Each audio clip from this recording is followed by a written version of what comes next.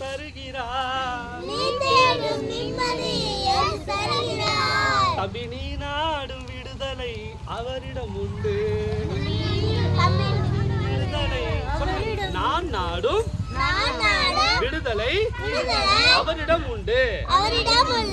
இப்போ நம்ம மனுஷங்க நிம்மதியை தேடி எங்கெல்லாம் போறாங்க? அங்க போறாங்க, இங்க போறாங்க, எங்கேயோ எங்கெங்கயோ போயிட்டு இருக்காங்க. எதை தேடி? நிம்மதியை தேடி, ஒரு பீஸ் ஆஃப் மைண்ட். சொல்லுங்க, அது நிம்மதியை தேடி, சந்தோஷத்தை தேடி, சமாதானத்தை தேடி நிறைய ஜனங்கள்லாம் கோடி கோடியா குஞ்சு குஞ்சு எங்கெங்கயோ போறாங்கப்பா. ஆனா சந்தோஷம் கிடைக்குதா எல்லா மனுஷங்களுக்கும்? எங்க பார்த்தாலும் ஒரே கொலை கொள்ளை, ஒரே தற்கொலை. எதுக்காக தற்கொலை பண்ணிக்கிறாங்க சொல்லுங்க? உள்ளுக்குள்ள சமாதானம் இல்ல, சந்தோஷம் இல்ல, ஒரு நிம்மதி இல்ல, ஒரு டிப்ரெஷன், ஒரு மன அழுத்தம். இதெல்லாம் ரொம்ப தாங்க முடியாத ஒரு வேதனை, சோதனை, கஷ்டம், நஷ்டம். ஒரு மனுஷனை போட்டு அப்படியே போட்டு அமுக்குது. அமுக்கி அவனால என்ன பண்ண முடியல, அதுல இருந்து வெளியில வர முடியல. அதனால அவனுக்கு சந்தோஷம் சமாதானம் கிடைக்கல. அதனால அவன் என்ன பண்றான்?